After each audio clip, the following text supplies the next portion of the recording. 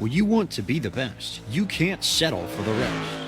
There's a reason that Maconi Setup Shop is trusted by more virtual and real-world tracks and companies than any other setup shop in iRacing. With partners such as Stafford Motor Speedway, the Nashville Fairgrounds Speedway, Five Flag Speedway, Speed 51, and more. When you want something done right, you go to the experts at Maconi Setup Shop. With setups available for most series on both asphalt and dirt, built by a team of professional builders consisting of some of the top talents on the service, Maconi Setup Shop LLC has what you need to hit the track with confidence. Head over to MaconiSetupShop.com and learn why Maconi Setup Shop is the official setup shop of Richmond Raceway Esports and is partnered with some of the largest names in virtual and real racing. And remember, at Maconi Setup Shop, there are setups, but your victories.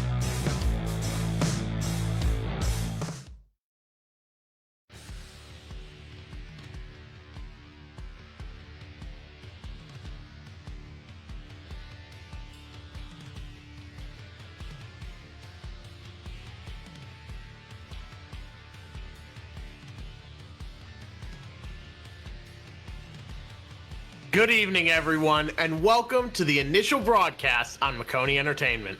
My name is Jeffrey Maconi. I'm the founder and president of Maconi Setup Shop and Maconi Entertainment, and I'm joined tonight in the booth by Ian Fisher and Joshua Lee producing. Tonight, our cameras are provided by Dougie Beard, the absolute legend. Tonight's event is Joe Six-Pack Racing's The Dash for Cash, presented by the Indoor Garden and W Energy. I would like to personally welcome all of our viewers, both live and post-race if you're watching afterwards, to the first ever event on Maconi Entertainment. This network was originally announced and launched in August of 2022 and has brought together some of the top talents in the iRacing broadcast industry. All of our producers and announcers have vast experience in this field, and most employees have worked directly with iRacing. The content that we are creating here is top of the line, I promise you.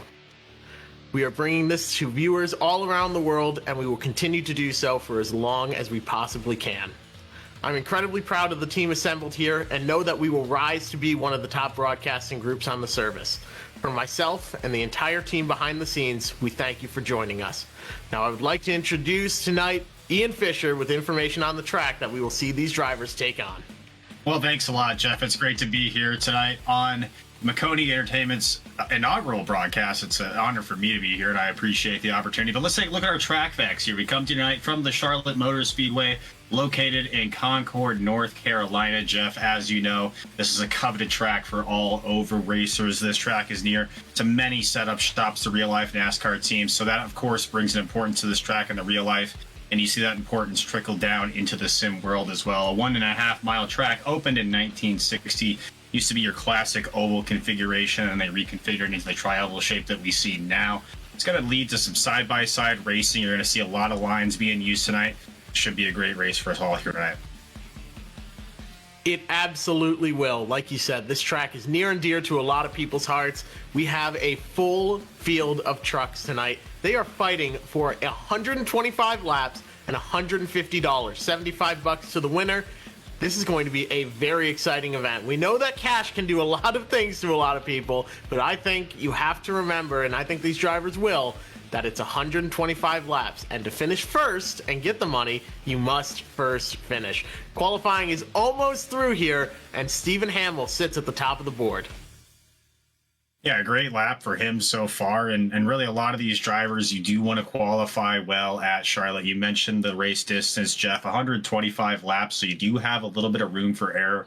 Things happen early in this race, but track position is going to be very important. 125 laps click by much faster than you think. You really want to be in a position all night long where you can make a move for the win there at the end.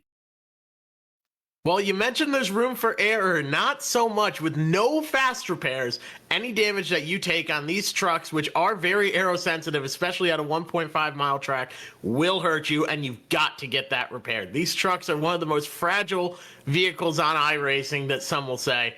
But you have 2 green-white checkered attempts, 50% fuel load, so we will see green flag pit stops if we can get it run going that far.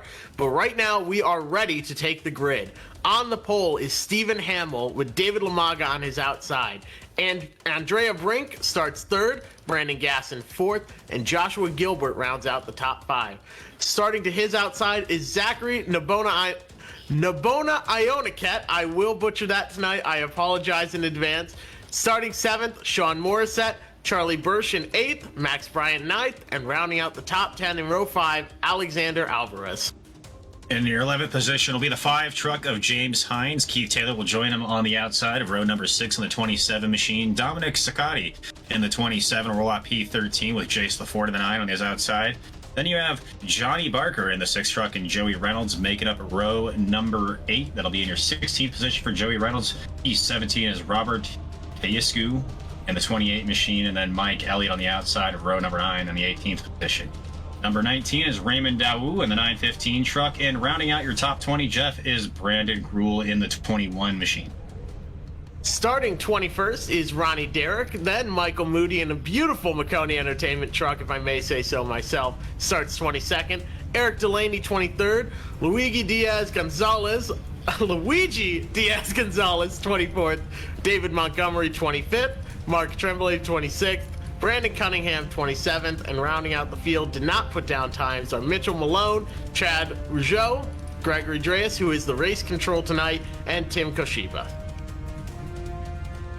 Pretty solid grid we have here tonight. 30 trucks. 30 trucks is a pretty solid grid for pretty much any night, but especially a Thursday night when people have to work on a Friday, Jeff. So great to see everybody out here. Got some pretty good racing conditions. Clear air temperature of 77, track temperature of 80. So there will be a lot of grip probably out there tonight for these drivers, and absolutely no wind at all, Jeff. So great night for racing here from Charlotte Motor Speedway. It's always a great night for racing at the beautiful Charlotte Motor Speedway. And like you said, 80 degrees track temp. It's cool. It sounds like it's warm. That is very cool for this track, so there'll be a lot of grip. You can make the outside work here, but you really need to hustle on the high side and push it a little bit. You can't get loose very easily. Pace car is rolling. Everyone follows behind. They're going to go double file with Stephen Hamill leading the way. He had a 30.158 as his lap. About a 1.5 second split from 1st to 27th, which is not all that bad for a 1.5 mile track. I think we might see someone from mid-pack work their way up. You had everyone within half a second from 1st to 19th. And that's typical. We see that a lot in oval races, especially with a fixed setup, Jeff. It's really just about hitting your marks, and running hot laps is one thing, but racing with other drivers on your outside or inside, trying to make passes, that's a whole nother question. So really, I think at this point, qualifying just kind of puts you out there on the track. It's going to come down to how you're able to race in traffic, though. It's going to make the difference over 125 laps tonight. Not only how you race in traffic, but how you race in traffic and then take that into the clean air. You want to be out front, but sometimes when you're out front, the truck handles completely differently, especially if you're driving your way through the field. It's so easy to burn that right front tire off. The pace car makes the dive onto pit road. Stephen Hamill leads the way with David Lamaga on his outside. Green flag flies, and they are rolling at Charlotte.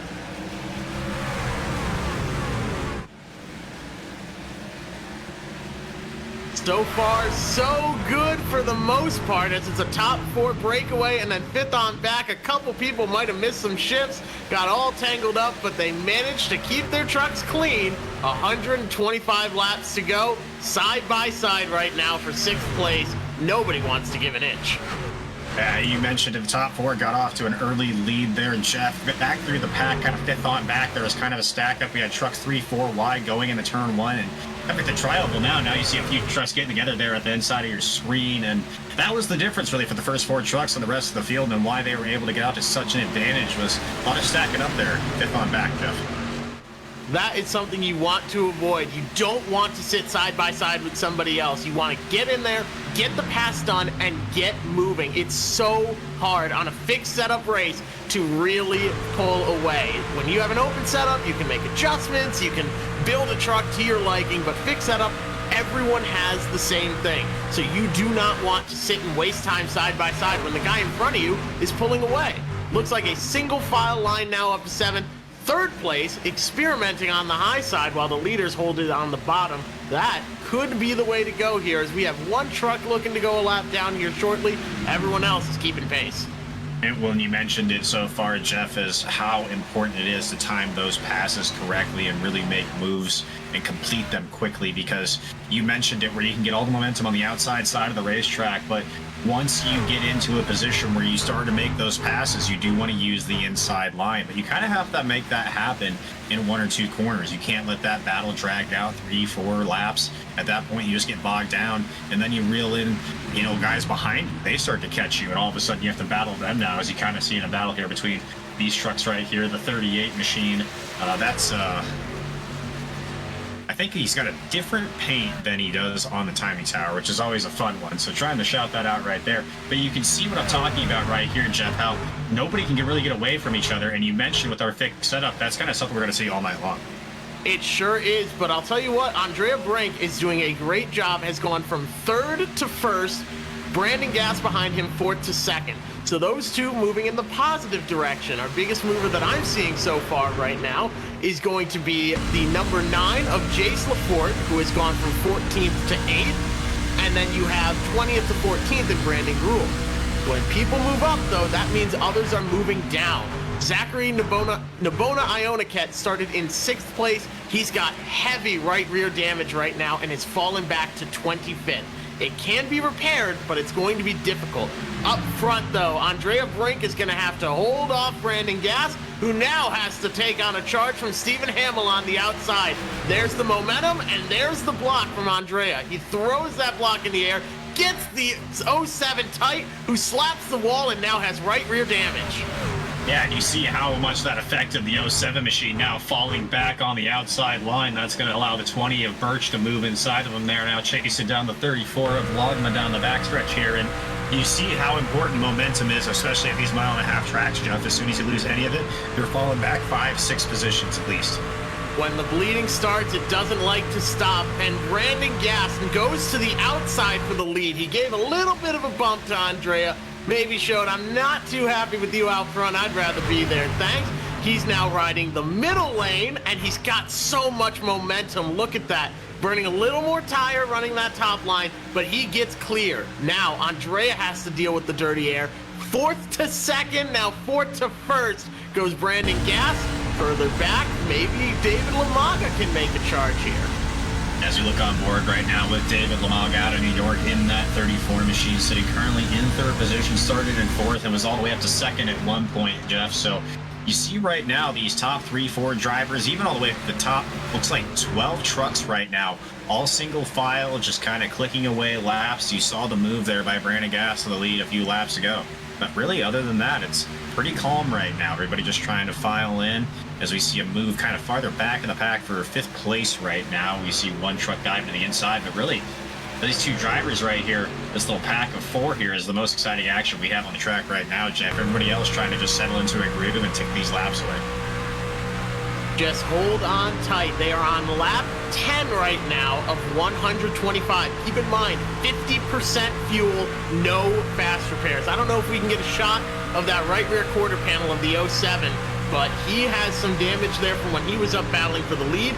The number 2, which is actually the 38 on the broadcast, ran up the track, gave him a little bit of aero tight right there as the 07 almost got put into the wall again. You can see that right side, though, it's caved in the right rear, and that air in iRacing even is pushing in on it, and it's just getting that truck uncomfortable. It's pushing it back. When you have a surface that's caved in, you've got air pushing into it, and that slows the truck down. It slows any car down, but the trucks especially will slow it down, and it just hurts. And he goes from 1st now back to 7th, and it could be a lot worse if we don't get a caution here soon. He's going to have to come in and get all of that repaired. That would be my advice if I was crew chief on top of the box. Looking for something, right, Jeff? You got to do something there when you get damaged like that. You got to at least find your line and get back into a rhythm and get back into your momentum.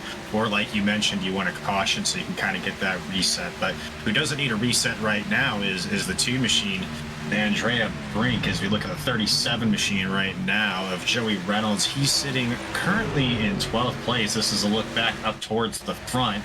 Now dealing with lap traffic there on the inside with the 15 truck of Mark Tremblay there.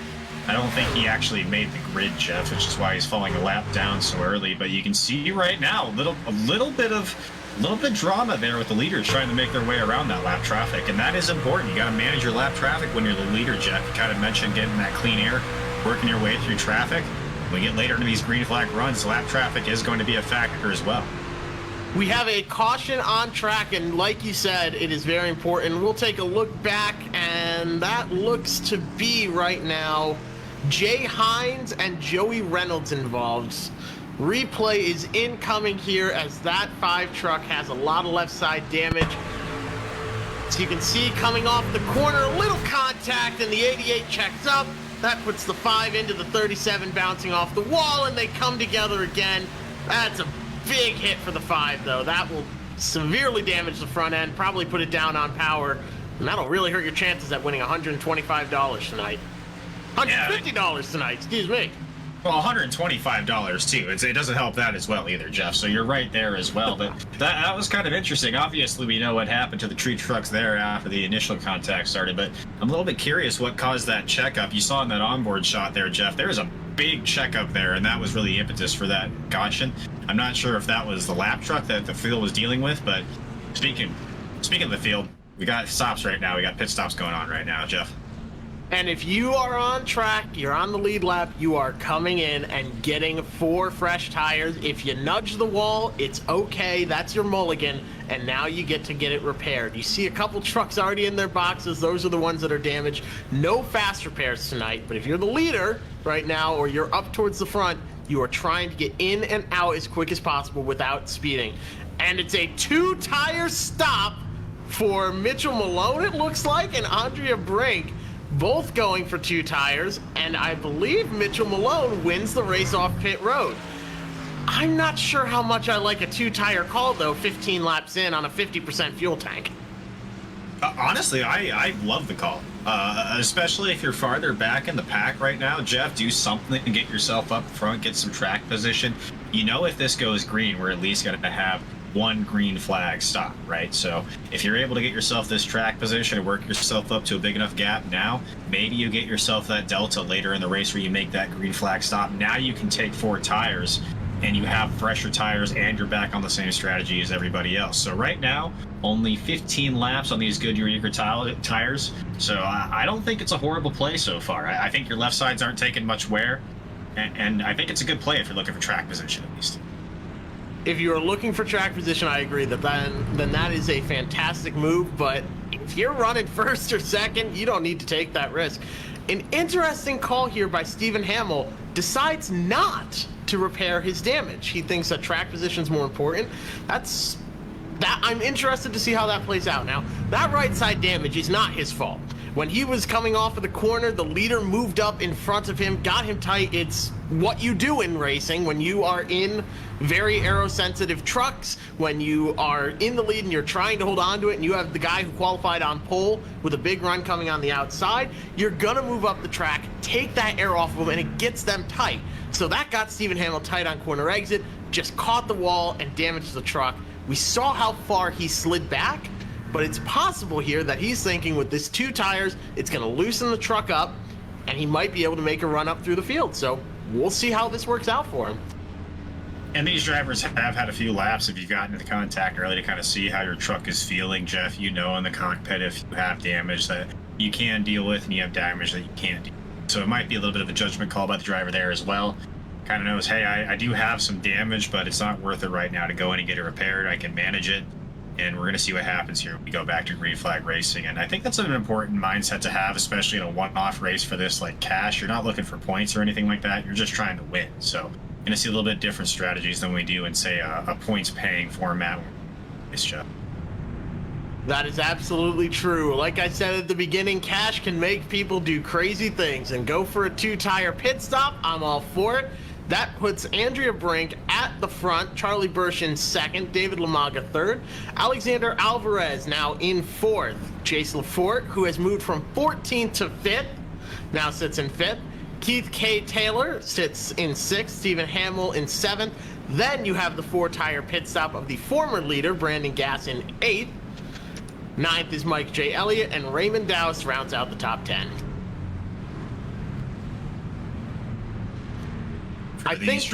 Sorry, go ahead, Jeff. I was just going to say, I think the move right now for Brandon Gass that he made with 4 tires is going to be the right one. This place will eat up tires, and it's going to be off balance from what you're expecting with only 50% fuel. It makes the truck tighter by having less fuel in it. So making this call, I think, with 4 tires keeps the balance.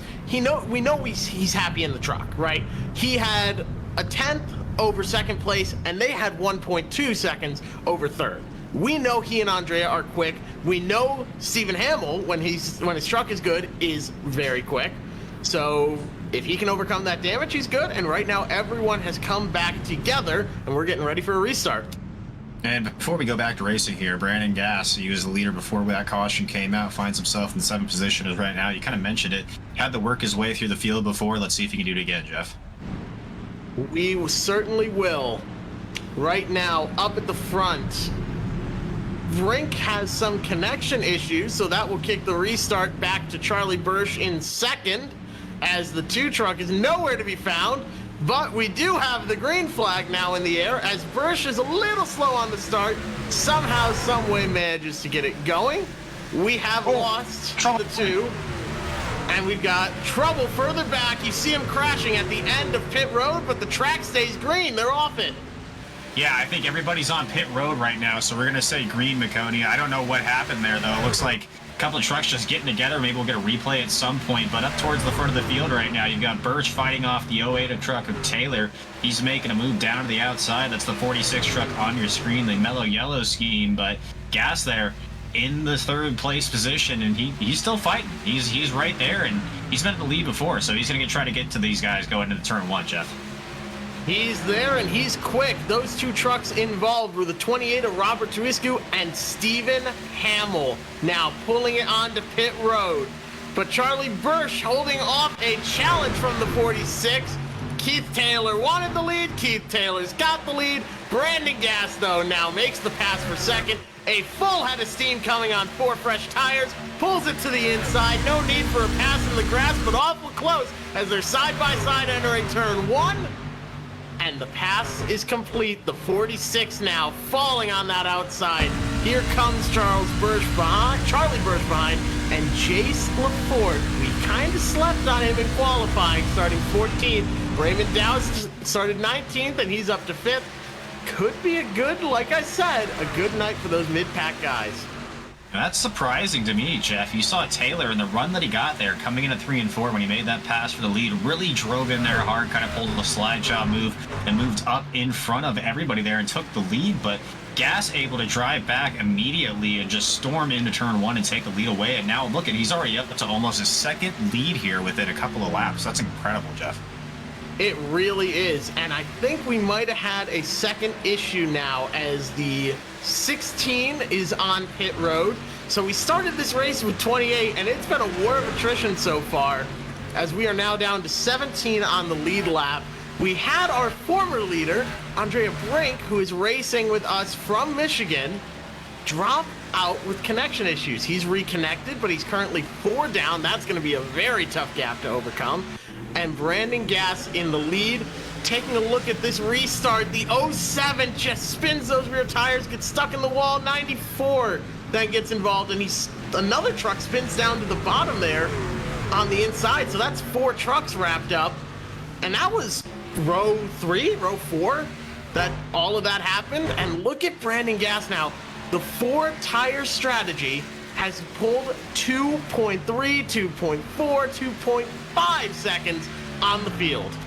And what a great call there by the team of Brandon Gass to take those 4 tires. And I kind of mentioned it. I thought the 2 tire stop was a good call there, Jeff. It's not. It was not a good call. I mean, yeah, you got yourself some track position, but if you were looking for speed, well, it's definitely in that 4 tire stop now, because then we see Gass up to a almost 3 second lead now, and it's still increasing. Absolutely. And one thing to also think about is they only have 3 sets of tires for 125 laps. So if you're a crew chief on top of the box, you're breaking this race into 4 segments. You can make 3 pit stops for tires. So you can pit 125 divided by 4 every 31 laps, give or take, because there's caution laps and different runs, etc., etc. They took their first set on lap 15. So if I'm the crew chief, I'm telling my driver, you're going to sit and you're going to be happy with these tires until lap 62. because we've already used the set. That's another reason why I wouldn't only take right side tires, because you're never going to take just lefts. With limited amounts of tires, you want those 4 when you come in and take them. It has to be worth it. So I think this call by Brandon Gass was good. He just needs to not see cautions like the one we are looking at right now. Yeah, that's our second yellow of the night coming here on lap 25. Not exactly sure what happened here. I'm sure we'll get a replay here of what happened shortly. Yeah, Looks like interesting, though. Brandon Cunningham has some rear end damage. We are looking for this wreck currently as we see a truck coming off pit road. That is the 38 of Andrea Brink, who is reconnecting to the race. Coming off of pit road. And a very cool looking truck, I must say. Pulls onto the track. And now he's driving around on track. So we are still hunting for this caution. I feel like I'm watching NASCAR circa 2007. Like, is there debris on the racetrack or something? Your driver's taking the pit road. Strange. So we are looking, and we will try and find the cause of this caution.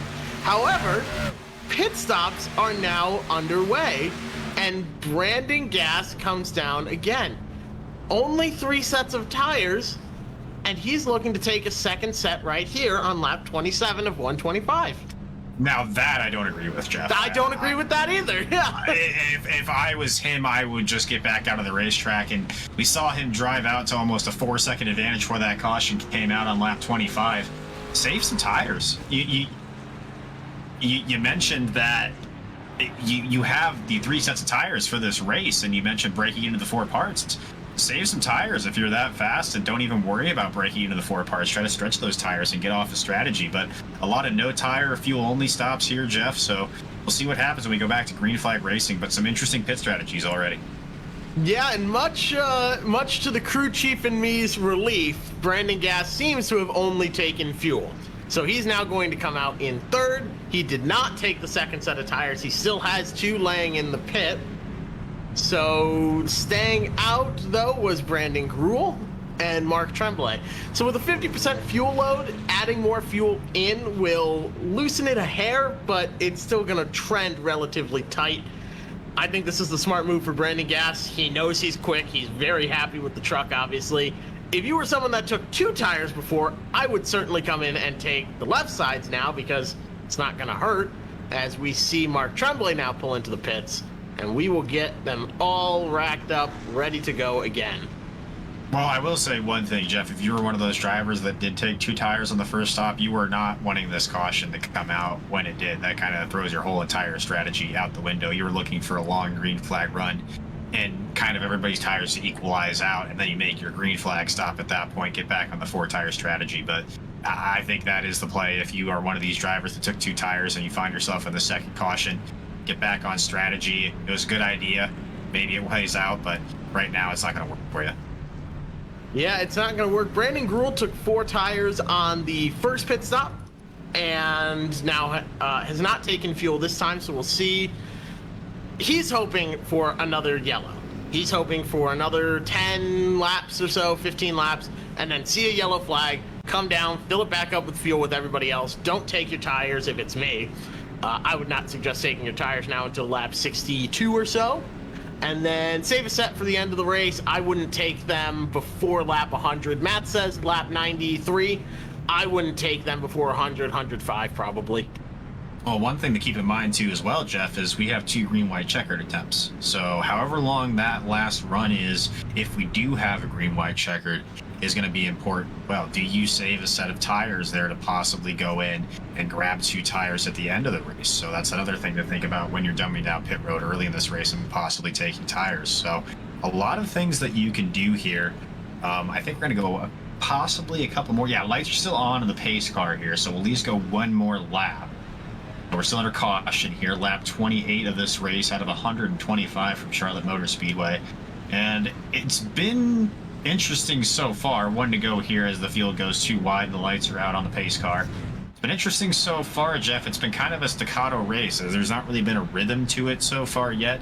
It's just been kind of starting and stopping, short spurts, and these drivers really haven't had a chance to kind of settle in and see what their truck really is all about.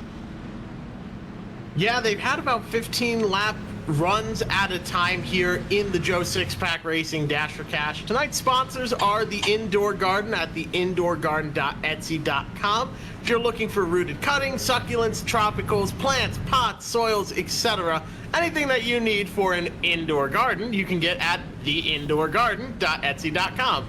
Also tonight, W Energy. It's a great energy mix / blend. You've seen them all over the sim racing community. They are doing a great advertising campaign, doing a lot of good work. You can use code Joe Six-Pack Racing. That's Joe, the number 6, Pack Racing, all one word, for 10% off your order. And hey, if you're looking for car setups, go over to www.MaconiSetupShop.com. Looking to get your race broadcast just like this one by the pros here at Maconi Entertainment, you can shoot us a message or join our Discord and see yourself here on screen. As we get ready to go back green, a little bit of contact behind. Brandon Gruel leads the way, waiting on the green flag from Barney the Flagman, is shown it and gets a great jump over Brandon Gass, who's a little slow on the gas. Keith Taylor now looking to fall back and looking to be falling back through the field. Raymond Dowse is now sitting third. Michael Moody in fourth, who's fighting off a challenge from Jace Lafort, who's going a 2-for-1 special and gets it off of turn number 2 side by side for third. And I think he's going to get it entering turn 3. Entering turn 3, but what a great start by both Brandons here in the first and second position. Brandon Gruel and Brandon Gass, both excellent starts, but really great job by Brandon Gruel in 21 machine. He did not take tires that last time around, Jeff, and that ready start was very important. Had to get himself out to the early advantage, and he did just that. Right now, he's holding off a challenge from the 29 of Brandon Gass as they head down the backstretch. By the back of the pack here on your screen, you kind of see that battle here as we head back up towards the leaders. You can see how close this battle is for first and second, but really, that's the only two that are battling for the lead right now, Jeff. Everybody else is about a second behind, battling for position on behind that. The apron takes another victim. Brandon Gruel touches it, and just the tiny kiss will hurt you. Brandon Gass now looking on the outside. He had a big run coming. Look at the 21. He is painting that blue line on the bottom. He knows the inside's the quickest way around. He does not want to give it to Gass. He's holding the middle down the straightaway before going up to block him on corner entry. Put that dirty air on the nose of the 20 of the 6. And just keep on fighting his way and holding on to that lead. We know Brandon Gass is quick as we've got one truck around in the back, still staying green. But Brandon Gass is quick. Brandon Gruel has the lead, and sometimes that dirty air can be your best friend as someone is loose off of turn number 2. Oh, sorry about that. That's a replay of what happened earlier on the broadcast. Apologies there. As right now, a bit further back, battle for 5th is going. Michael Moody has it, but Charlie Bursch wants it up on the outside. They are side by side at the line. Yeah, this is pretty much your best battle on the racetrack right now inside the top 10, Jeff. You see the 20 Maconi setup truck outside there of Birch. Really made a great move heading into turn 1, carried a lot of momentum, able to clear the 80 truck there. Another Maconi setup truck. You got 2 of them there, Jeff. Well done. And they're up in the top 10 so far, so got to be happy if you're the team owner. I am always happy every day that I get to do stuff with Maconi Setup Shop. I'll tell you what, getting to play pretend race cars for a living and talk about them is probably the greatest job in the world, but that's besides the point. I think right now somebody having even more fun than I am is Brandon Gruel up in the lead, who has got about 2/10, 2 truck lengths over second place Brandon Gass. And don't look now, but Jace Lafort, actually maybe do look now because he's at your left rear quarter panel if you're Brandon Gass. Takes second place, wants more. He is hungry as that 21 catches the apron and catches the front bumper of the 9. That was very, very close. Jace Lafort checks up. Now he's holding off Brandon Gass. It's a 3-way battle for first. And we're on board right now with the 9 truck of Jace Lafort, and what a run he had there into 3 and 4 to able to gain that many spots all over the back bumper of your leader now, Brandon Gruel. Heading down the backstretch, Brandon Gass is still there in the 29, and the 30 of Malone now is starting to work his way into the picture in this 4-way battle for the lead. The 21 of Gruel is going to drive all the way to the bottom. We mentioned how much he loves that bottom line, and give him a shout out right now, Jeff. He's doing a great job. No tires this last stop. He is getting a challenge from all these trucks that did take tires that last time around. It didn't get to come down for fuel, but he's doing a good job of holding on to this lead so far as he gets a challenge from the 9 truck LaForte on the outside. He certainly is doing a great job, but now he's lost that advantage. The clean air was everything, and he falls from first to second to third. He's fighting back for second, but I don't think he's going to be able to get it from that momentum on the outside. How about Jace LaForte from 14th to second? And I'll tell you what, not too far back is Mitchell Malone from 28th up to 4th. The 21, you see how tight he gets right there in the dirty air, pushes all the way up the track. Now he's gone from 1st to 4th as Mitchell Malone takes it. He could come up and give a challenge to Jace LaForte, just like Brandon Gass is doing on the inside, but the 9's running the outside. We'll see who wins. Side-by-side drag race, give the advantage to the 9. Kinda, sorta, almost, maybe clear. He's got it and gonna throw the nose down. Well, one driver that is loving this battle up at the front between our leaders right now is that 30 of Malone. And I will say, if one driver on the field right now is saying woo, Jeff, it's the driver of that Ric Flair truck, the number 30 machine, as he sees these two drivers, LaForte and Gass, battling beside each other here as they head into turn 3. He's just licking his chops as we go on board with him right now. You can see it's pretty much just his choice. Where is he going to go? He's going to let these guys battle in front of him and really kind of just go with the line that moves the fastest. You can see him kind of moving back and forth there.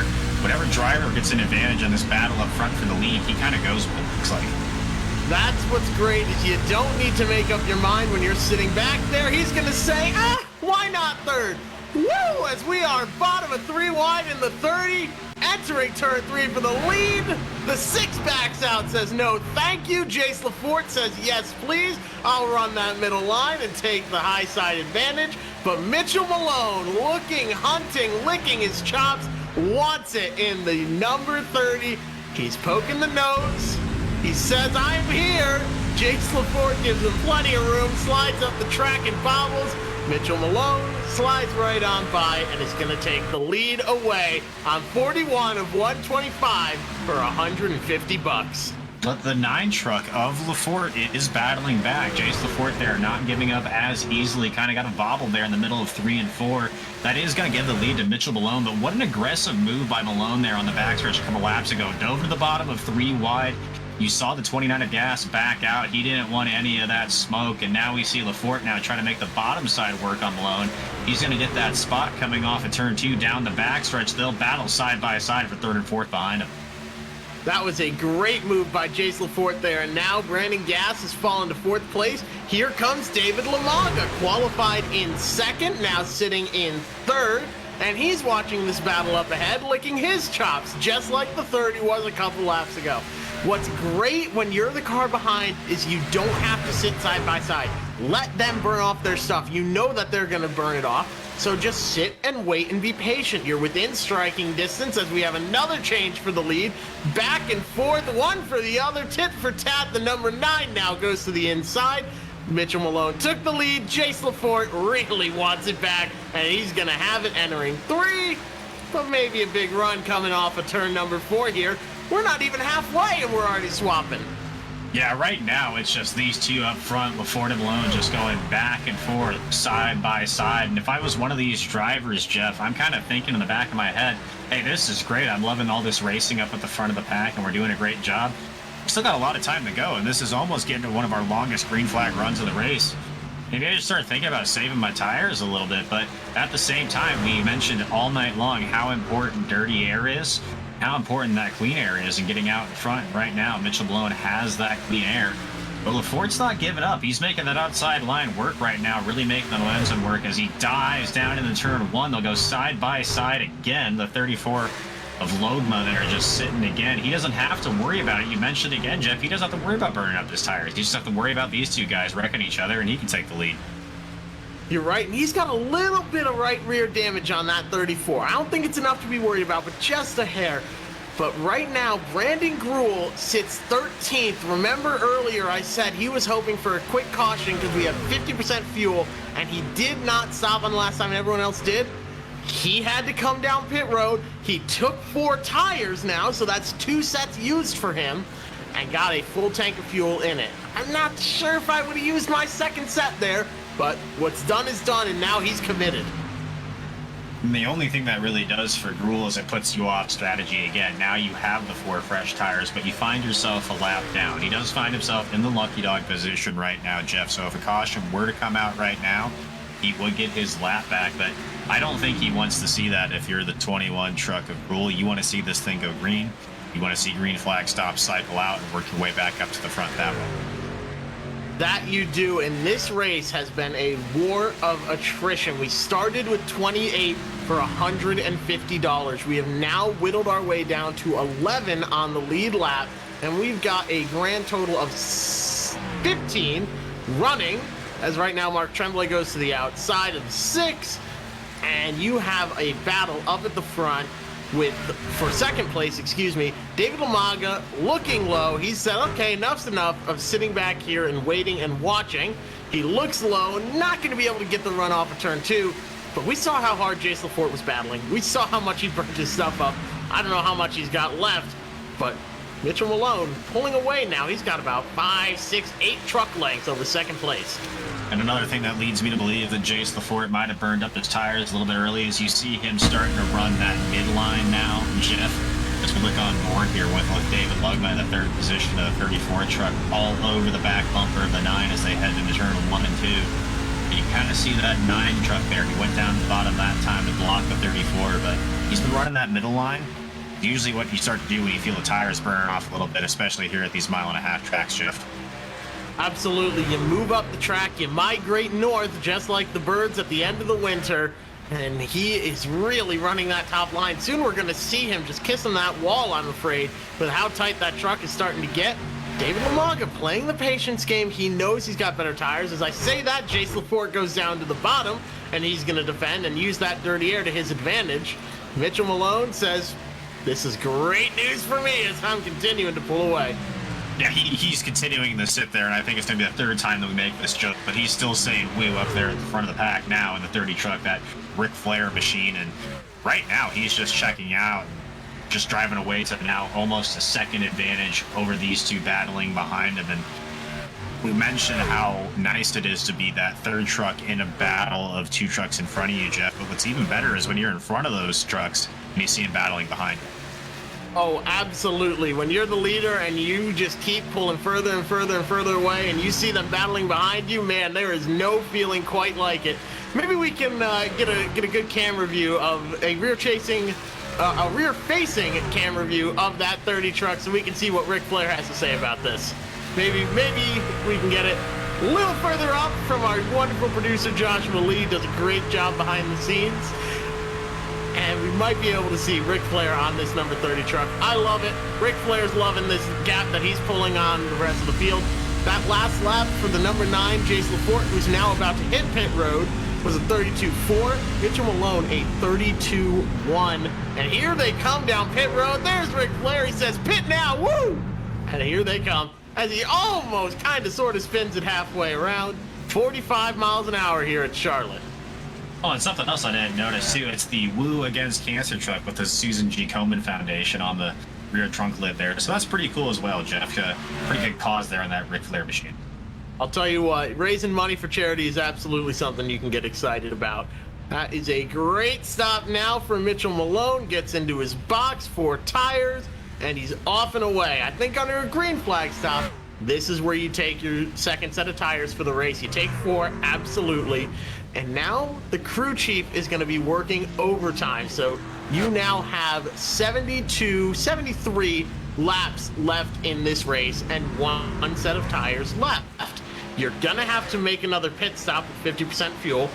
36 laps is a long way to go, and that's maybe at the end of our fuel window here.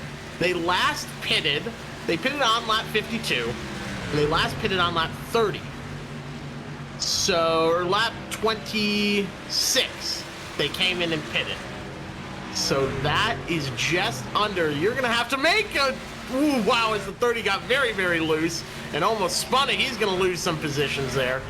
So you're going to have to make another pit stop and probably not take tires. I think they need to make 2 more pit stops here, so you're going to have to sacrifice.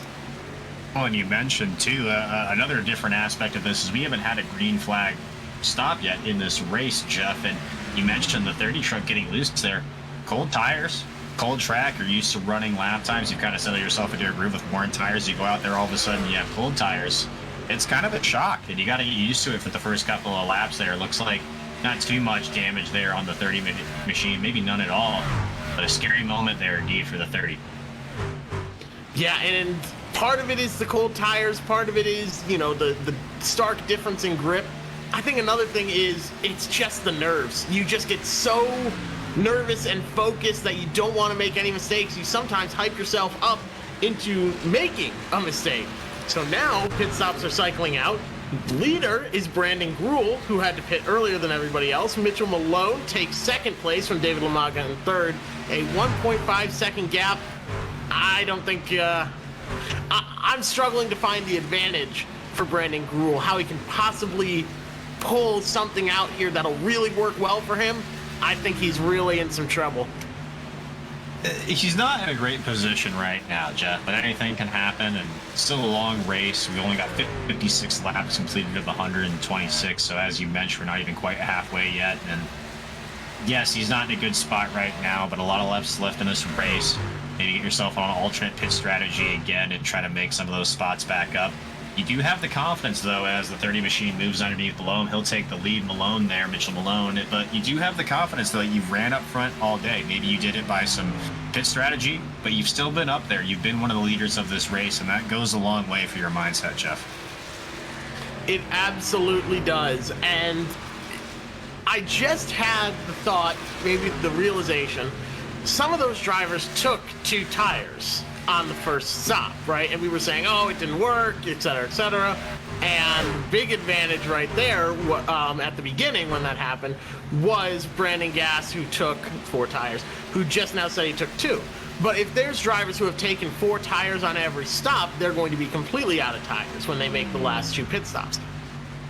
They have 1 full set left. Some of them have 2 sets of left sides.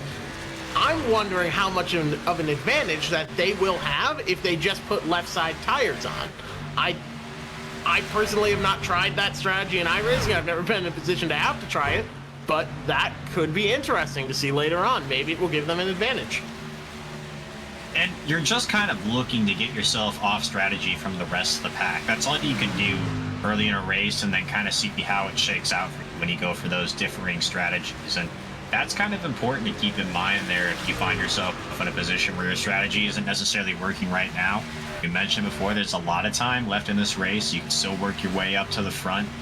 Right now, you're just trying to settle yourself back into the rhythm after that green flag stop, get yourself up to race pace, and just try to run your laps again. But it does start to get spread out here, Jeff, and it gets a little bit interesting because when you're running close to trucks and you're racing trucks, it's easy to have that visual reference there. But when you get sprung out like this and you're on your own, you start to see the lap times change. You don't have kind of that reference point that you're used to.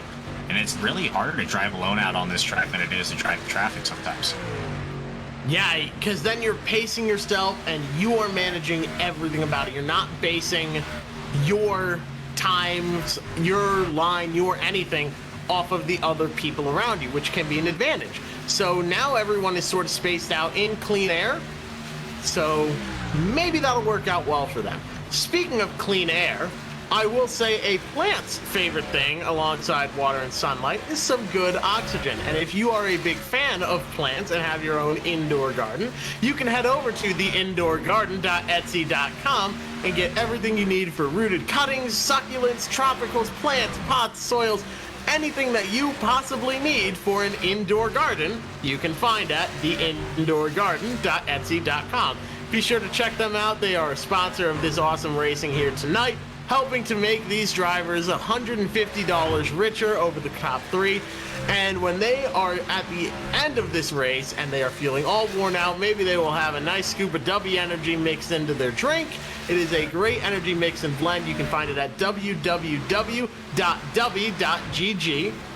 And you can use code Joe6PackRacing for 10% off. That is Joe, the number 6, Pack Racing, all one word, for 10% off your order at W Energy. And if you are ever looking for iRacing setups and you want to go as fast as some of the professionals that we have on staff over at Maconi Setup Shop, including Briar LaPrade, Zach Novak, Taylor Hurst, Jimmy Mullis, Donovan Strauss, you want to be as fast as them, by the setups that are over there, that it's what they are running.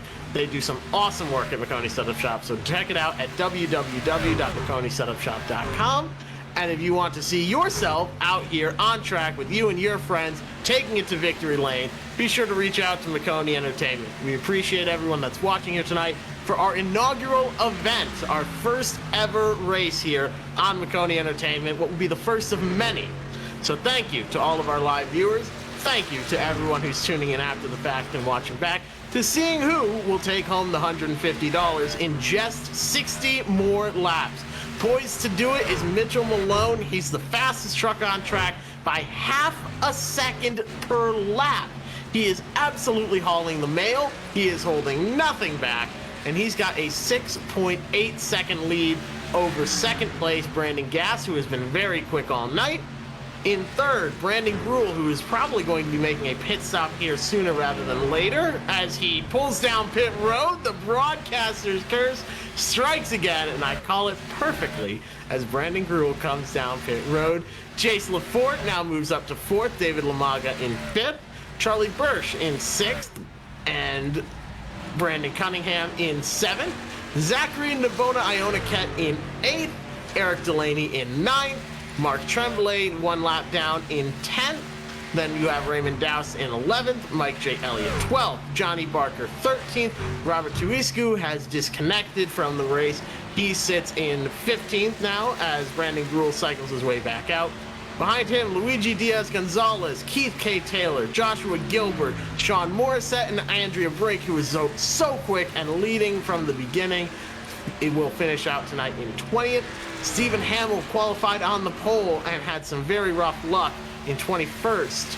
Alexander Alvarez 22nd, Ronnie Derrick 23rd, Joey Reynolds 24th, Jay Hines 25th, Max Bryant 26th, David Montgomery 27th, and Dominic Scafidi in 28th.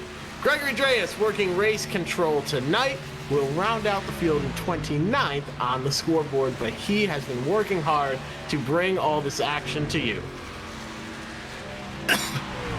And right now, the 30 machine in Malone just opens himself up to an 8-second advantage. So really just clicking these laps away, 58 laps to go now.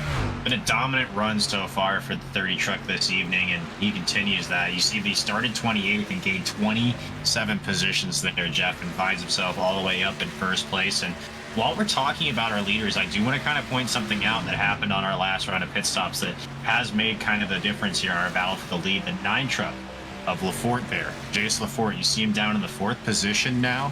Jeff, he drove through his pit box on his pit stop, had to back up.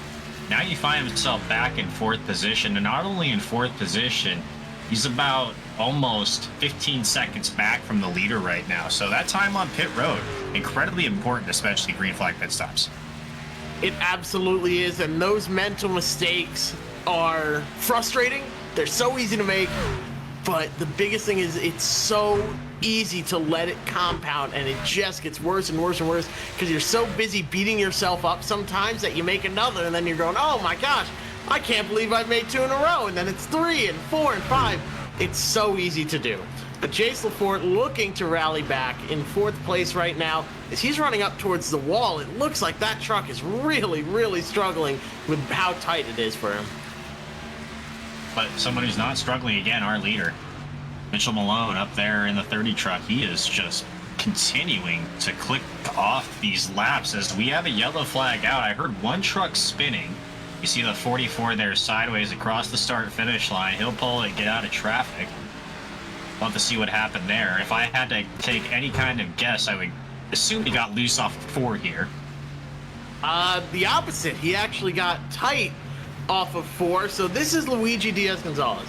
19 laps down, but can make up positions. He got his truck repaired from earlier incidents. He is returning to the track, trying to stay out of everyone's way, pulls off a pit road, and he just gets a little bit tight right here, hits the wall trying to stay out of the 21's way, and then back and forth, locks it down, does exactly what he needs to do, spins it around there, trying to get it rolling again, and caution comes out, and there is nobody happier than Jace Lafort, who immediately jumped on the mic and was celebrating. That is huge for some of these drivers that are about 15, 20 seconds back, as right now, pit stops have began. Well, we just mentioned about Jace Lafortin losing all that time. Doesn't matter now. This caution changes everything, and that's why he was so excited on the microphone, I believe, there, Jeff, is because he knows that just erased that mistake for him. Everybody has a fresh slate. Everybody's coming down pit road. I don't think I saw any tires there from the 30 truck. I'm kind of looking down pit road. We see now that's Brandon Gass there at pit road. Looks like he's taking tires. See if the 20 machine behind him. Yes, we have tires there as well. Tires for the 34. So definitely some tires going on this stop, Jeff. If you have 2 sets of tires left, take them. If you're on your last set, don't. I would do exactly what the 30 did. I think that is the smartest move. You have to make one more pit stop here with 50% fuel. It is unavoidable with 52 laps to go. 53 laps to go, excuse me. It is unavoidable that you will need to take tires one more time. Save that set. We just saw a very, very, very long green flag run. So when you have to make your green flag pit stop, split this last bit in half, pit in 26 laps once we go back green, and take the tires then. You will be golden. I promise you it will work itself out. If I'm the crew chief, that's what I'm telling my driver, keeping them calm, keeping them cool. I know I'm sending you out on old tires. I know you're not going to be happy, and I know you're going to fall through the field. But trust me, when that green flag pit stop comes, you will be thanking me through and through. Really, it's that driver's job at that point to minimize the damage, Jeff. Try to conserve that tire as much as you can. Try to stretch the speed you have in your truck and in your tires as far as you can into this run. And like you mentioned, when you come around for that green flag stop, that's where you get your reward if this race goes green that long. Now, if you have another caution come out, you're kind of dead in the water. You're going to have to figure out what to do at that point. Really going to shake out the rest of the field and separate it. Right now, a good even position with all these drivers with 52 laps to go. Probably, I would assume 50 to 51 laps when we go back to green flag racing. Going to be a good old-fashioned shootout here at Charlotte. It absolutely is. It's going to be some great racing to the end, and we've got 2 laps to green here. So we are going to toss it over to a commercial, buy ourselves a little bit of time, and let you know about some of the great people that make this racing possible.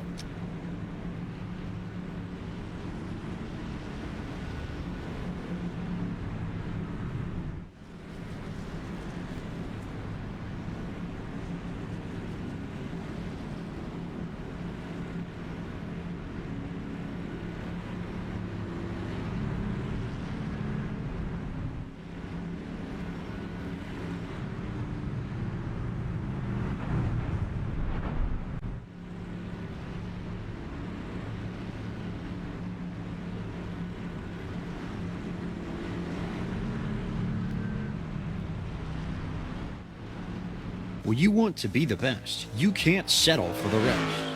There's a reason that Maconi Setup Shop is trusted by more virtual and real-world tracks and companies than any other setup shop in iRacing.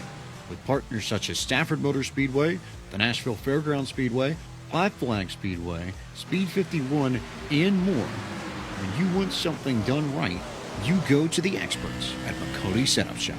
With setups available for most series on both asphalt and dirt, built by a team of professional builders consisting of some of the top talents on the service, Maconi Setup Shop LLC has what you need to hit the track with confidence. Head over to MaconiSetupShop.com and learn why Maconi Setup Shop is the official setup shop of Richmond Raceway Esports and is partnered with some of the largest names in virtual and real racing. And remember, at Maconi Setup Shop, there are setups, but your victories.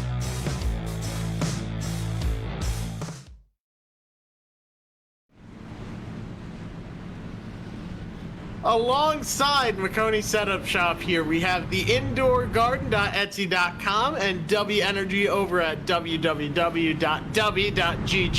helping to make this racing action possible. Be sure to support those that support what you love to watch. Thank you to the Indoor Garden, W Energy, and Maconi Setup Shop and Maconi Entertainment for helping to make tonight's broadcast possible.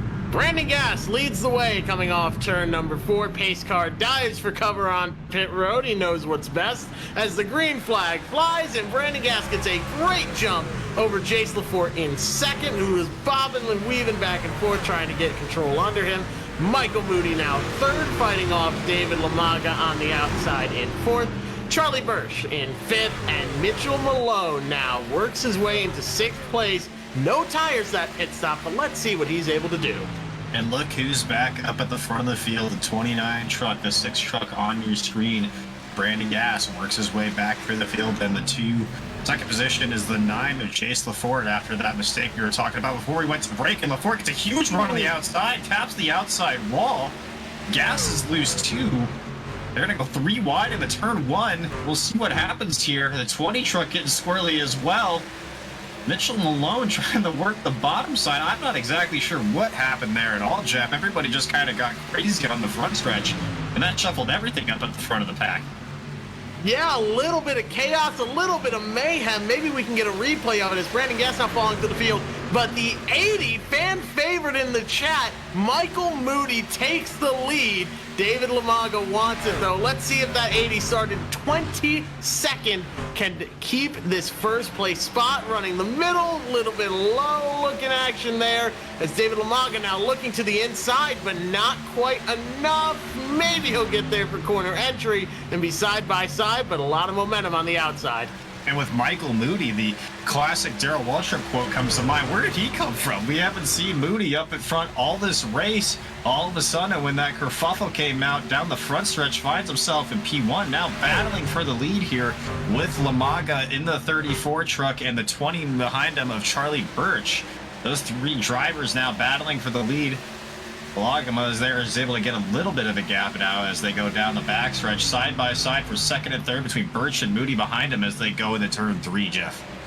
Ooh, a little bit of contact further back. Jace Lafort, you can tell he's getting frustrated after he had to avoid evasive maneuvers. The 6 car has a lot of front end damage now. He is just driving the wheels off of this thing. Gave a little bit of bumper to the number 30 of Mitchell Malone. Brandon Gruel is on fresh tires. You can see it. It's clear and obvious. He is flying through the lead. And now, flying to the lead, 1.69 seconds back, 31.12 his last lap. The leader of 31.0, but behind him, 31.5s, 31.2s, 3s, 4s, etc. So Mitchell Malone now riding around 5th with a set of tires left. I believe Brandon Gruel has used his last tires in 4th. Michael Moody, Charlie Birch, David Lamaga, third, second, and first, respectively. We continue to see it all night long, Jeff. Whoever gets out to the lead of this field is able to at least pull away early in these runs, and we see that from the 34 of David Lamaga right now. The only challenge he really has is that 20 truck you see on the top side of your screen there of Charlie Birch. Last time by, they both ran about a 31-second lap time. Lamaga a little bit slower with a 31.2. So Birch is catching him right now. But is he going to be able to pass him, Jeff? It's always one thing to catch the truck in front of you. It's quite another thing to pass him. It certainly is, and someone making quick work as they work their way up through the field, and gaining on the leaders is Brandon Gruel. Now goes to the inside of the 80 and gets his way by.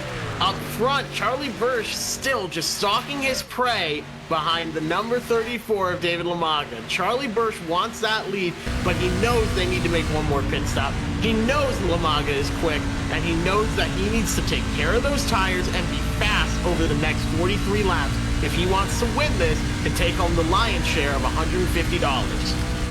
And we'll see if Birch and Lamaga here are able to avoid some of the pitfalls we saw of our earlier leaders. We saw a lot of our leaders early in this race, Jeff, get caught up too wide here as you see the 9 and the 29 there of Gas together side by side coming back onto the front stretch. We saw the leaders earlier in this race battle each other for position early in these runs. And what that did was burn up the stuff whoever was the leader at the time. So it's going to be interesting to see if Lagma and Birch there kind of decide to save there and not race each other as hard and try to break away from this little gaggle of cars we see here from 6th on back. That is a great battle right now. Jace LaForte with a bit of front end damage after he avoided the car he just passed, truck he just passed, of Brandon Gass. Now Brandon is back in 7th place, but he's going to try and get another run going. You see him pull up right to that back bumper, but he can't make a run on corner entry. Jace LaForte has really been preferring that middle to high line, and then on exit, when someone's getting a run behind, he cuts it down to the bottom. That's not him trying to block. That's him putting dirty air on the front end. He's not going down there because he thinks the guy's going to run into the back room and have to check up to not hit him. He's doing that to throw dirty air on the guy behind him, get that truck behind tight, and avoid contact entirely. Now, he got very tight on corner entry there into 3, and Brandon Gass now trying to take advantage. They are side by side for 6th place. Brandon Gass, that line on the inside, the bottom is the quickest way around, gets clear, but Jace LaForte now squaring him up, sizing him up for a good run into turn 3. Not able to get that run that he wanted. Maybe he'll get it to work on the high side, though. And you can see the aggression out of the 9 truck of Jace LaForte. He's been putting himself into a good position all night long, but it seems like anytime he puts himself in that position here, as you look at the battle of 3rd place between Brandon Rule and Mitchell Moody there, we see these 2 drivers, you see Moody all the way down to the bottom there, almost coming together as they go side by side heading into turn 3. Moody will take the low line now away from the 21 of Rule and try to slide up in front of him here. He will do that coming off of 4 and able to complete the pass. See if he's able to drive away from him though now as the 21 tries to make the move back to the inside as they go through the triangle back into turn 1. They'll be side by side, Jeff. They are side by side, and the 21 has to lift while Michael Moody keeps his foot in it. Look at that great camera angle as they're coming off at turn number 2. If you've seen Michael Moody's streams on iRacing, you know he's a hype man. You know he's excited. You know he loves being on track, racing, and most importantly, winning. That guy loves to win and make things happen. He's sitting in 3rd right now. He's 5.2 seconds back.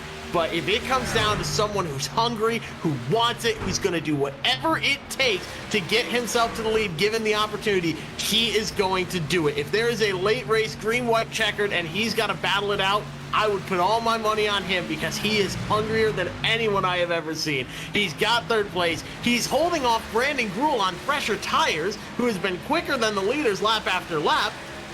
He's holding him off. Mitchell Malone is still hanging a bit further back. And we've still got green flag pit stops to come. So if you're sitting in the chat watching right now, let us know who you think is going to take home the win. It's really open to anybody, and we know what cash will do to people. $150 up for grabs. That's a nice dinner for your wife, your girlfriend, whoever else in your life. Maybe you're gonna spoil yourself, but make it happen. Bring home the money. Number 30 right now, Mitchell Malone. He could taste it earlier, but now he's sitting back in 5th place. What will he be able to do to get to the end? Finds himself in 5th place and also kind of just separated from the rest of that lead pack there. Kaiser finds himself about 6 or 7 seconds behind the leader, and then even about 4, 5, 6 positions behind some other trucks as well. But someone who doesn't have any problems being in the front of the pack right now, David Amaga, finds himself in 1st place, 13 laps led. Finds himself as low as 9th, but he was our pole sitter tonight here, Jeff, so able to regain his, in his opinion, rightful position at the top of the field, and right now is the class of the field with 34 laps here to go at the virtual Charlotte Motor Speedway. He is absolutely quick, but there's 2 trucks on track right now quicker than he is. That's 3rd place, Michael Moody with a 32.317 that last lap, and Mitchell Malone a 32.175. Now Mitchell still has a set of tires in the pits. We've seen that he's quicker, and now David Lamaga, you might be sweating a little bit if you're him. 32.355 that last lap. Charlie Bursch in 2nd, a 32.433. Pulling from him, Michael Moody a 4.38. Mitchell Malone a 2.05. As Brandon Gruel, been off strategy all night, takes it into pit road, parks it in his box. Doesn't look like he has any tires left. He's just going to get fuel here. That's going to be tough to battle, especially with the laps that he's had on those tires so far, and still 33, even possibly more laps left in this race if we go into green-white cautions, Jeff. So if you're the 21 truck, Hopefully you've saved a lot of tires so far, because this is going to be kind of a grueling stretch here in the final 32 laps. Yeah, it's tough to win a race like this at Charlotte Motor Speedway when you don't have tires and everyone else does. That puts you very far behind the 8 ball. You are hoping and banking on strategy to fall your way. And some nights it's better to be lucky than to be good. For a race like this with 28 competitors on track, you got to be both, I think. Right now, we have just 6 trucks remaining on the lead lap, but the guys 1 lap down are all fighting for that lucky dog. Should we get a caution? A couple trucks 2 laps down. All in all, we still have a total of 12 on track after 28 started. It's been a grueling race, but very fun, very great green flag racing here. But when those wrecks happened, they collected a lot of trucks, and with no fast repair, it hurts. I was just going to mention the no fast repair, Jeff. That's something that's kind of unique. Mostly racing and even some official racing, you'll see kind of at least gives you that 1 fast repair, allows you the 1 mistake. Not here tonight. You have to be a perfect driver here at Charlotte Motor Speedway if you're going to come away with $150. And we've seen a few guys tonight who've been able to do that, and you're looking at one of them right now in 5th position, Brandon Gass, in that 6 truck, the Valvoline machine. He's number 29 in your timing tower. He's been up front all day as well, too. Find some other people like Jace LaForte, Mitchell Malone, David Lamaga. You find yourself at the front of the pack right now. I think any of these drivers is their race to lose. It's just going to have to come down to that final stop, and if we see any more cautions in the rest of this race, Jeff. If they are pitting here, they are hoping for no more cautions. If you're David Lamaga, you're hoping for no green flag cautions. So, for those of you that don't know, I am big on stats. I love numbers, I love math, I love statistics, the way everything works out. The whole universe is driven by math and numbers and probability, everything. David Lamaga right now is very quick, but he's not consistent. He'll have a very quick lap and then a bit slower, and then a really quick lap and then a bit slower, and then a good lap, and then he's slower. But you want consistency, someone who has consistently been low 32s and is just hitting their marks back to back to back to back every single lap. It's 3rd place Michael Moody. If he can keep up this trend as he approaches pit road now at a pretty darn good time with 98 laps completed, 28 to go, pretty much perfectly splitting this last stage in half. If he can keep up this consistency and short pit the rest, he's got a pretty darn good shot of making up that time. He has been gaining on Lamaga. Lamaga's had some quicker laps, but Michael Moody has been consistently quick, and I think that's going to be most important for these long green flag runs. And I don't see any bias out of you at all, Jeff, for Michael Moody there. I have no idea why you'd be so favorable of him. Listen, I will admit, I like watching him. I love watching his streams, and he's got Maconi Setup Shop. He is one of our sponsored drivers. There's applications open on our website if you want to run some cool logos just like him. But the numbers are not biased. The numbers do not lie. And if you go back and look at the lap times, he has been the most consistent, and he has reeled in David Lamaga. He was 7 seconds back, then 6.5, then 6, then battled a bit and was 6.2, 6.3, and then he was within 5 seconds and was perfectly catching the leader. So I think Michael Moody, being as consistent as he is, has a really good shot. Mitchell Malone now with a strategy call stays out a little bit longer. He has been quick. If he can find that consistency, he will be good. David Lamaga has that advantage, though, of being 4, 5, 6 seconds out in front of the field. So we'll see how it all balances out. But the numbers are saying David Lamaga will have to be pretty darn perfect to hold off the guys behind him. Yeah, and that was the proverbial money stop there, Jeff, as we the rest of the field here. You see 3 drivers on pit road, 11th, 12th, and 14th. Finley, Elliott, Cunningham. That's Lamaga loose! Out. This cycle is stops. See if he's able to hang on to it. Yeah, wow, Lamaga was very loose there off of turn number 4. Somehow, some way saves it. But call me biased, call me whatever you want, call me late for dinner. But make sure you include that you call me right, because Michael Moody now is catching that back bumper. David Lamaga bobbled and now sitting 2nd place after everything cycles out. Brandon Gruel is in bit of trouble being able to make it to the end. I don't think he'll be able to make it that far on fuel.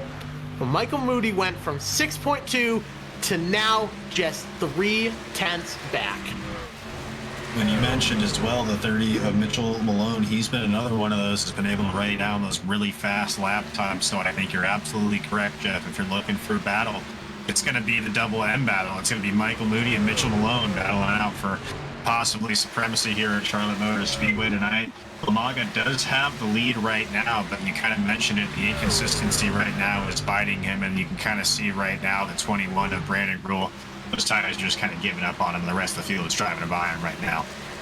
Yeah, unfortunately, when you are out there on old tires, you just don't have anything you can do. And if that strategy had worked out well for him, we would call him a genius. And right now, Mitchell Malone, he's been really quick short run. If he can put together a good long run here, he could have a shot, as he now is getting a run at Michael Moody, and he's going to try and get around and run down David Lamaga. Time is of the essence. 22 laps to go. The top three are within 6.5 tenths of each other, and they are fighting for the lion's share of $150. You are not going to want to miss the end of this race, folks. Block! Wow! Oh, that got a little bit feisty there. The 30 of Malone went down to the bottom, and you saw Moody there, and the 80 truck went all the way down to the white line to seal him off. And we're starting to see these moves happen with 21 laps to go as they cross the stripe. That time by, as we see Moody now making that move to the inside. We're going to start seeing more of these moves as that goes on, Jeff. We absolutely are. Michael Moody is hungry. Mitchell Malone says, woo, I'm taking this spot now. They're close. And they somehow, some way make it work. Move Mitchell Malone to second place. David Lamaga is praying that they start battling behind him because he needs to pull away. He's in a bit of trouble when you got Mitchell Malone and Michael Moody right behind you. But I think the two drivers right now in second and third, they've been watching what has been happening all race long, and they know that, Jeff. They know that if they get side by side, that Lamaga is going to continue to stretch that gap on him. And you kind of see it was an easy move there by Mitchell Malone down to the bottom, and Moody really let him go. I think that's in the mind of both of these drivers right now. We can't wear down our tires if we want to catch the 34 truck. You are absolutely correct, and there was just a very close call. Zachary Nabona Ionaket was a little bit out of shape, but somehow, some way manages to hold on to it. But up at the front, Mitchell Malone now takes the lead from David Lamaga. That is the worst thing that could happen to David. He needed that clean air. He needed to protect that spot, and he needed to make sure he stayed out front. Now that he's fallen to second place, he is in a bit of trouble, I think, as Mitchell Malone takes the lead, and he's got Michael Moody right behind. Both of those drivers have been more consistent. Lamaga's had quicker laps, but the other two drivers have been more consistent. And on a 50-lap green flag run, like we will have until the end of the race if it stays green, you have to be consistent. And not only has speed been faster, but Mitchell Malone there showing a lot of race IQ as we line along with Mitchell Moody here to make some move to the inside of the 34 Lamaga, and he's going to try to make that 80 truck stick to the bottom. The Chevy Silverado comes off of turn 4. He's able to clear the 34. And right now, Moody's been running faster laps in the later stages of this race. You've mentioned it multiple times, Jeff, how these two up at the front continue to clock out. And now Lamaga, you can see him now, he's moving backwards, and really it's going to be a battle between the 30 and the 80 the rest of the way. That it is, and like I said, when you lose that lead, when it rains, it pours, and the bleeding doesn't stop. When you are out front, you have that clean air, you have that advantage, and you're in control. And when you lose that, you will fall right through the field. He's already lost a second to the leader, 1.6 seconds now, as Michael Moody slides into second place, a 31.129 for the 80, a 31.166 for the leader, the 30. Now that's not quite enough per lap to catch him, but I would much rather be quicker than the leader when I'm in second than slower, and I will take anything at that point. And the leader right now is coming up to lap traffic that's too wide, so he's going to have to navigate this, and this is going to slow him down. This opens the door a little bit for Michael Moody to come up there and make a few spots. You see the 9 truck there of Jace LaForte moves to the high side, but the 44 isn't giving the bottom so easily to the leader, and that's going to allow Michael Moody to really get right up to the back of the 30 truck. He still has to deal with the 44. He'll dive into the inside, heading into turn 4 right now, but he's right there, and he's looking to make a move on Malone coming off of turn 4. Race control has reminded the drivers, lap cars, stay out of the way of the leaders. You saw a split there. One lap car went high, the other lap car stayed low. Just a miscommunication between the two on where they would go. As you see a little bit of walled action behind them. But like you said, Michael Moody now able to reel in Mitchell Malone. As things get crazy hectic behind and they keep it going straight, but I'm starting to get nervous for these last 14 laps. Oh, that was almost a moment there for all those drivers. That was hairy. David Lamaga got loose off of 4 there, and it kind of started a chain reaction between those 4 cars, and that was almost something there, Jeff. We'll stay green, and the 2 drivers that are loving staying green right now are Mitchell Malone and Michael Moody. They continue to try to chase each other down. Moody about a 5-car length gap he has to make up now right on Mitchell Malone, and Mitchell Malone's continuing to be faster, Jeff. I know we mentioned they were running similar lap times, but right now Malone's continuing to hold on to the advantage. What really hurts these tires especially is when you are legging it and you have to get to the front as fast as you possibly can. That will burn these tires right off without even realizing it. And these last 2 laps, both drivers have run within a tenth of their previous lap, very, very close to it. Lap 112 for the number 30, Mitchell Malone in that Woo truck, 31.481. Lap 113, 31.427. That lap they just completed, a 499. So very close to each other. Now you take a look further back to Michael Moody, who has been chasing this whole time and burning up those tires, trying out different lanes, doing anything he can to find the speed to get to the front. A 654, a 632, and then a 32.0. So he is now starting to fall back. I think those tires are catching up to him as we see a driver dive down pit road. I believe that was a 21 of Brandon Gruel. And Mitchell Malone now still pulling away a 31.7 to a 32.1 from Michael Moody.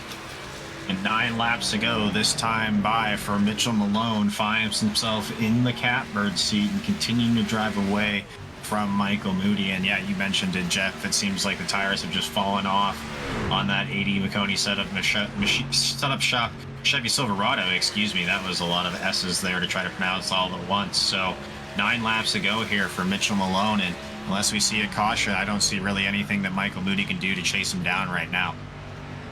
You're absolutely right. I think with how much Malone is now pulling away, I think Michael Moody's tires are gone. David Lamaga's tires are gone. Brandon Gass's tires are gone. As Lamaga now is going to give way to Eric Delaney. There's other drivers still on track. There's 4 cars remaining on the lead lap. We've seen a big gap all the way around.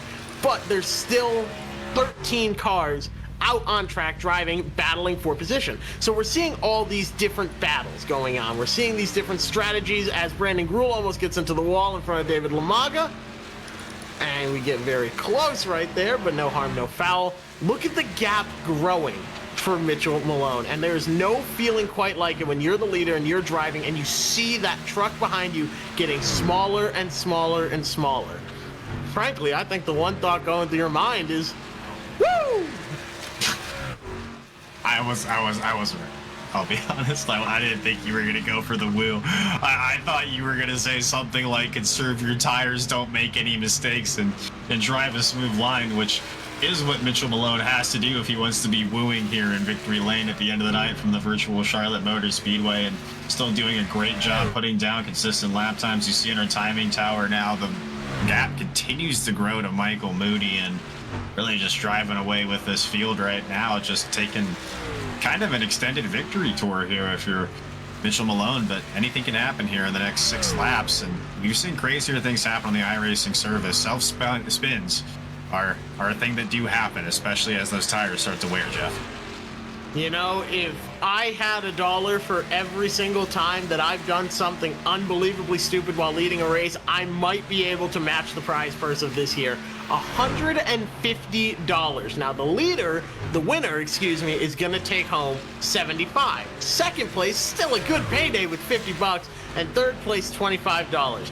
Not too bad for a Thursday night, so I don't think we're gonna see anything crazy. But we could see this heat up here between David Lamaga and Brandon Gass, because they are just a second and a half apart. Brandon Gass's last lap, a 32.328 versus a 32.631. So if Brandon Gass keeps up this pace, he will get to David Lamaga by the end of the race and could force an issue, and we'll see a battle for third. That is possible, but we'll see how it all plays out. And that might also be why you're seeing Michael Moody kind of lay off a little bit and just try to find a groove where he's The leader's comfortable. pitting. Oh, I'm sorry. Brandon Gass is pitting. Excuse me. So that now takes away the battle for third place, as Brandon Gass comes down pit road. Sorry about that. I had my timing scoring up on the wrong person. Well, it would have been really exciting if the leader was pitting. I'll give you that. So that would have been a completely acceptable time because, yeah, if Mitchell Malone pits right now, that would be one of the weirdest things we've ever seen. And we were just talking Michael about Moody is pitting. Oh, my goodness. Fuel mileage is starting to become a factor, I think. Yeah, I guess so. Here comes Michael Moody. You know what? It was a premonition. They call me Nostradamus, and I had a gut feeling that one of the leaders was pitting. And now just a splash and go if you're Michael Moody to get in and out as quick as possible. But man, that's just so frustrating. A couple laps to go and you're running out of fuel. Can Mitchell Malone make it? We don't know that. Yeah, the 30 is staying out one more lap. He could be clutching and trying to save as much fuel. Yeah, listen in closely at Mitchell Malone's throttle. He's trying to save. This is gonna get good. Oh, I wasn't expecting this at all, Jeff. Another layer of excitement here with 2 laps to go. You can definitely tell that Mitchell Malone is about half throttle, maybe a quarter throttle. And Lamaga right now is closing the gap. Gaining fast. If he's got gas and he can make it all the way to the end, it's not outside the realm of possibility. He can catch him.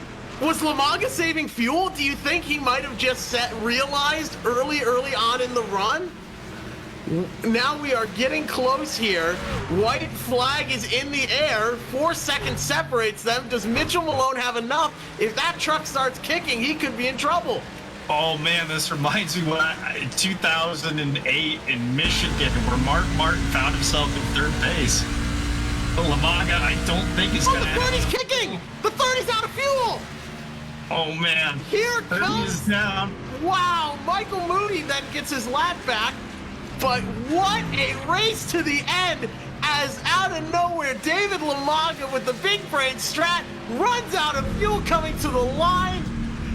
Oh my goodness, I'm seeing right now one of the craziest endings to the inaugural race on Maconi Entertainment, as first and second roll their way across the line while running out of fuel. Mitchell Malone ran out on the last lap.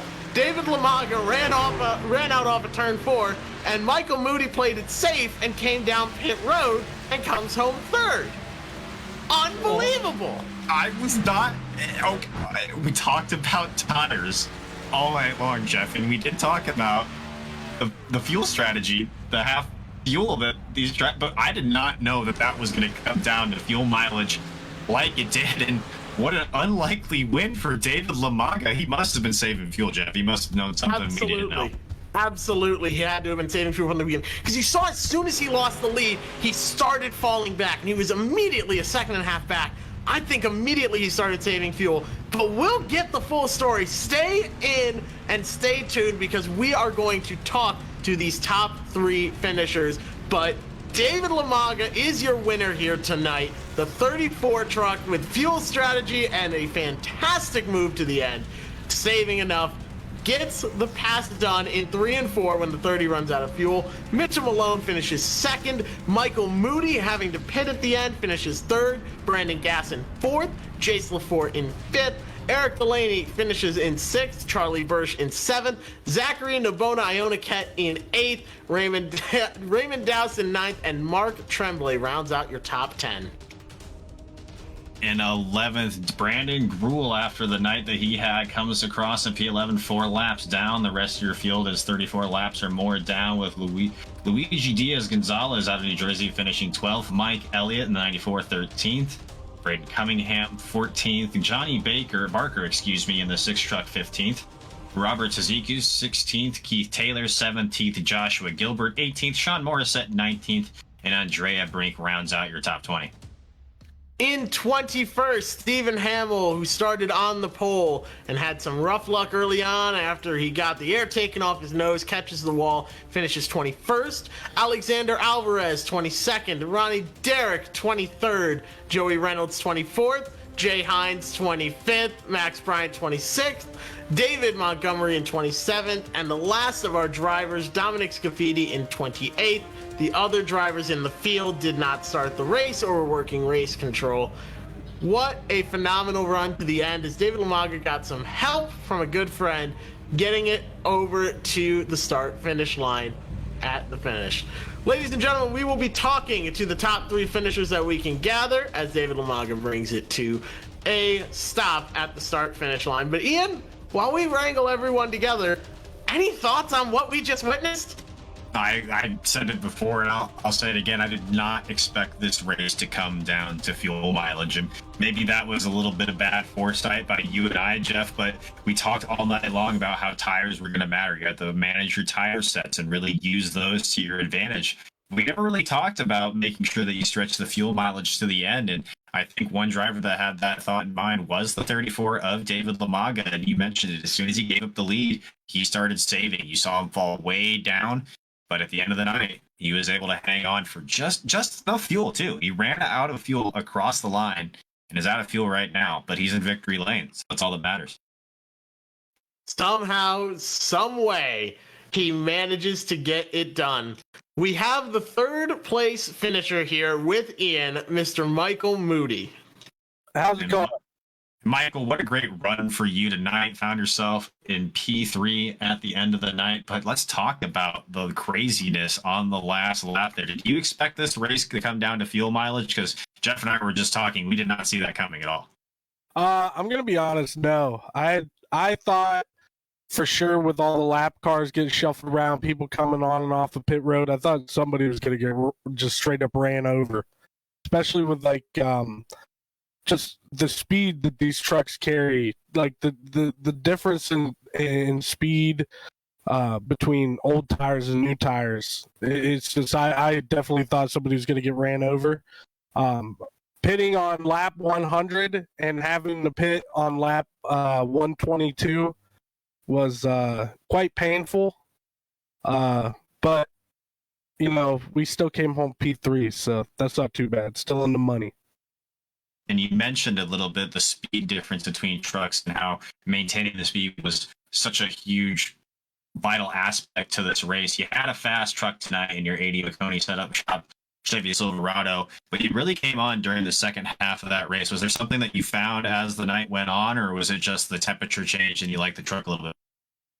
I'm going to be honest. The truck was pretty good all night. If I got long run, I was good on the long run, short run. I was catching people on the long runs. Honestly, it was just good all night. I didn't really see a difference personally in how it drove, but it was pretty good just the whole night, honestly. I practiced. We had a lot of practice before the race and everything like that, so that went into it. I knew if we had a lot of green flag runs that we were going to be there at the end. Well, and there at the end, you were good enough for 3rd place this evening. Anybody you want to shout out there? We see your Twitch channel on the side of your truck and on the back there. Anybody you want to shout out to help you get it done tonight? Yours truly, Jeff here. These guys were one of the first sponsors to believe in me and my stream, and everything like that over at Maconi Setup Shop and Maconi Entertainment. From what I'm hearing in my chat, you guys did an amazing job, and I just want to shout you guys out for this is your guys' first broadcast. An amazing job. So just shout out to you guys. Follow me on Twitch at Moody_Racing. Come drop a follow. We got the wildest chat on Twitch, guaranteed. It's not even close. Well, appreciate your time here for us in the booth on the Maconi Entertainment booth here on our first interview, actually, our inaugural interview here of a driver here on Maconi Entertainment. So congratulations for that, Michael. What an honor. And that was Michael Moody, your third place winner, Jeff. And I'm sure you're happy about that one, but I think you're standing by with second place. I think that's correct. You got second place there, Jeff, or are you still looking for him? Still looking for him right now. We may not be able to get a chance to speak with them, but I'll tell you what, you can tell that Michael Moody's happy taking home the $25. He ran a phenomenal race. Mitchell Malone finished second. He's taking home $50. And the winner, David Lamaga, comes home with $75. This would not have been possible without the indoor camera, the indoorgarden.etsy.com. If you're looking for rooted cuttings, succulents, tropicals, plants, pots, soil, anything that you need for your indoor garden, you can get it at theindoorgarden.etsy.com. We also have to thank W Energy. They are an energy mix and blend. You've seen them all over the sim racing community lately. They have had an amazing sponsorship campaign really across the board. So you can check them out at www.w.gg. And you can use code Joe Sixpack Racing for 10% off your order, so they know where you came from. That's Joe, the number 6, Pack Racing, all one word, 10% off your order at www.w.gg. And if you're ever looking for race car setups, you can head over to www.MaconiSetupShop.com with partners such as Junior Motorsports, the Nashville Fairgrounds Speedway, Stafford Speedway, Five Flag Speedway, hosting many virtual online events for professional events in the real world. You can trust the pros at Maconi Setup Shop. And if you want to see yourself and your action right here live, called by the professionals, used by iRacing and some of the top broadcasters on the iRacing service, be sure to check us out right here at Maconi Entertainment. We are brand new, but we are going to be rising to the top. I can promise you that much. Ian, I don't think we're going to be able to find these last couple of guys here, so we are going to have to wrap it up. But give us your last thoughts here on what we witnessed tonight. I mean, what can I say? What a night we had here for the inaugural broadcast on Maconi Entertainment. We had side-by-side racing. We had pit strategy. We had drivers switching positions all night long, changes for the lead. You and I were talking so much about tire strategy and all these different things, but it came down to something that neither you and I expected at the end of the night, and that was fuel strategy. We didn't see that coming. We saw so many drivers run out of fuel coming to the final laps. Unfortunately, we weren't able to talk to him to see what happened, but David Lamaga able to get it done, able to stretch the fuel all the way and win here tonight from the virtual Charlotte Motor Speedway, Jeff. A really unbelievable finish. I can't believe he managed to pull that off, and that was, we saw him, we said, oh, well, he's just falling back, the fuel, the tire strategy's not working in his favor, he's just lost the lead, and now he's going to be falling back, and he fell so far back too, 7-8 seconds, but he knew if he saved enough fuel, the other guys weren't going to be able to hold him off. But I gotta say, after an evening of fantastic racing, it is now time for us to end this broadcast of the Joe Sixpack Racing Dash for Cash from the virtual Charlotte Motor Speedway. We thank tonight's race sponsors, the Indoor Garden and W Energy, as well as our broadcast partners, Maconi Setup Shop LLC. Calling the action tonight was myself, Jeff Maconi, alongside Ian Fisher in the booth, and Joshua Lee producing. We thank the entire Maconi Entertainment staff for their work in bringing this racing to you, and hope to see you at our next event. Until then, stay tuned to the Maconi Setup Shop and Maconi Entertainment social media pages for all of the up-to-date iRacing information that you will need.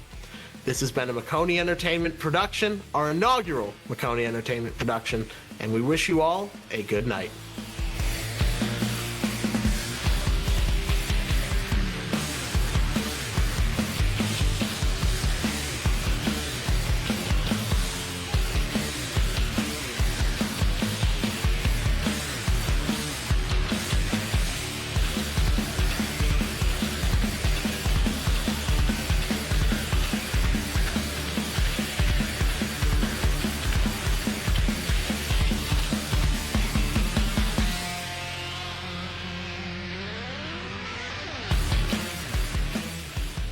you want to be the best, you can't settle for the rest.